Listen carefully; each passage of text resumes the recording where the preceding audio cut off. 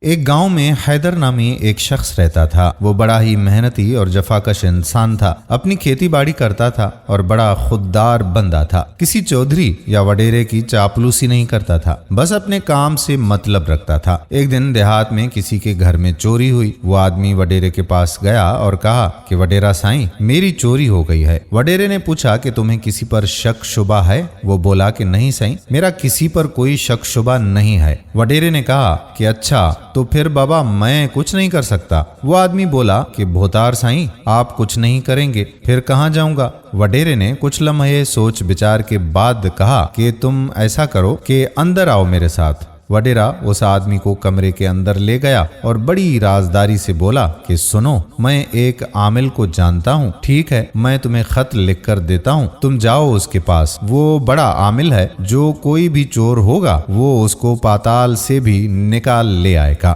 وڈیرے نے ایک کاغذ پر خط لکھ کر اسے دے دیا۔ وہ آدمی خط لے کر نکلا عامل کی طرف۔ ایک دو دن بعد عامل وڈیرے کی اوطاق میں پہنچا۔ بیچارے دیہاتی سب کے سب بہت پریشان تھے کہ نہ جانے کس کی شامت آنے والی ہے۔ چونکہ وڈیرے کی حیدر سے نہیں بنتی تھی، لہٰذا وڈیرے نے حیدر کو نیچا دکھانے کے لیے ذہن میں منصوبہ بنا لیا تھا، کیونکہ حیدر ایک سچا اور خوددار انسان تھا۔ وہ وڈیروں کے ظلم و جبر کے خلاف تھا۔ وہ چاہتا تھا کہ دیہات کے بچے پڑھ لکھ کر کوئی ڈاکٹر بنے، کوئی انجینئر بنے، کوئی استاد بنے، کوئی پولیس افسر بنے۔ لیکن وڈیرے نے اسکول کو اپنی ملکیت سمجھ کر اس میں گھاس پھوس، بھوسی اور توڑی وغیرہ بھر کر رکھی تھی۔ سب کے سب بچے جاہل کے جاہل بن کر رہ گئے تھے۔ حیدر اپنے دل و دماغ میں یہ باتیں سوچتا تو اس کی روح تک تڑپتی تھی اور اپنے اندر میں ایسا محسوس کرتا تھا جیسے کانٹے اور کیل چبھ رہے ہوں۔ اس نے کئی بار کوشش بھی کی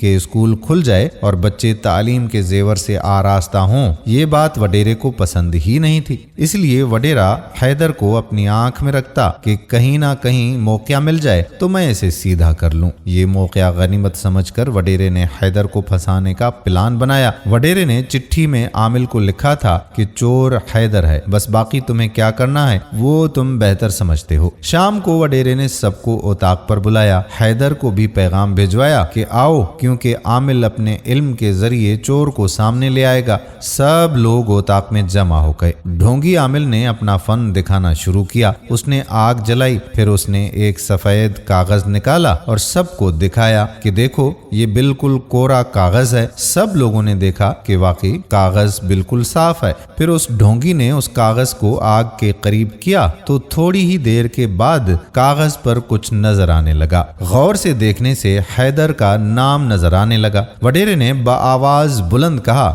کہ یہ تو حیدر لکھا ہوا ہے، یعنی چور حیدر ہے۔ سب لوگ ایک دوسرے کے منہ تکنے لگے اور سرگوشیاں کرنے لگے کہ حیدر تو ایسا انسان ہے ہی نہیں، جس کی چوری ہوئی تھی وہ خود اٹھا اور بولا کہ وڈیرا سائیں، حیدر تو ایسا بندہ نہیں ہے، یہ چور نہیں ہو سکتا۔ عامل بولا کہ اے جاہل انسان، اس کا مطلب کہ میں جھوٹا ہوں؟ اتنے میں حیدر اٹھا اور بولا کہ بالکل تو جھوٹا ہے، یہ میں بھی کر سکتا ہوں۔ وڈیرا بولا تو یہ کیسے کر سکتے ہو؟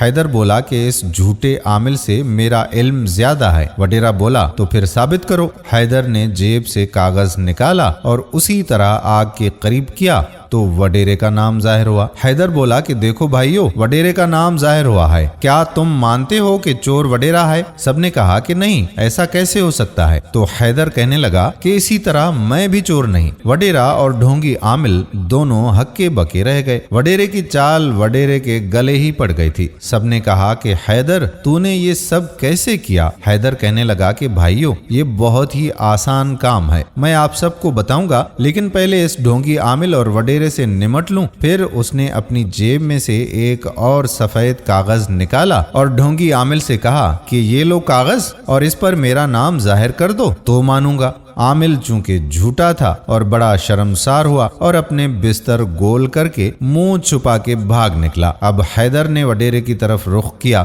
اور وڈیرے نے کہا کہ دیکھو حیدر، اس میں میرا کوئی قصور نہیں ہے، وہ سب کچھ پھٹکار ہو اس عامل پر، اس کا کیا دھرا ہے۔ وڈیرے نے بھی آخر منہ کی کھائی۔ اب حیدر نے سب لوگوں سے مخاطب ہو کر بتایا کہ بھائیو، یہ جو عق ہے نا، اس کے دودھ سے کاغذ پر نام یا کچھ بھی لکھ کر خشک کرنے کے بعد کاغذ कागज को आग के ऊपर थोड़ा सा गर्म करेंगे तो वो लिखा हुआ स्याही माइल जाहिर हो जाएगा। ये है आमिल का फरेब और ढोंग। ना जाने ऐसे ढोंगी आमलों और वडेरों ने मिलकर कितने लोगों को आपस में लड़वाया है। इसलिए मेरी इल्तिजा है कि अपने बच्चों को तालीम दिलाएं और ऐसे ढोंगी और मक्कार वडेरों से निजात पाएं। ये बातें सुनकर वडेरा बहुत ही पशेमान हुआ और उसने हैदर से माफी मांगी और उसको गले लगा लिया और सबके सामने ऐलान किया कि कल स्कूल खुलेगा और सबके बच्चे इल्म हासिल करेंगे। देखा दोस्तों किस तरह अल्लाह ताला ने एक सच्चे इंसान की सच्चाई से ना सिर्फ वो खुद बच गया बल्कि सारे गांव वाले बच्चों की किस्मत भी संवर गई। अल्लाह से दुआ है कि अल्लाह ताला हमें सीधे रास्ते पर चलने की तौफीक अता फरमाए, आमीन। दोस्तों अगर वीडियो पसंद आई हो तो अपने दोस्तों के साथ इसे शेयर जरूर कीजिएगा। आने वाली वीडियो तक अपने मेजबान कादिर बख्श कल्होड़ो को इजाजत दीजिए। अल्लाह हाफिज।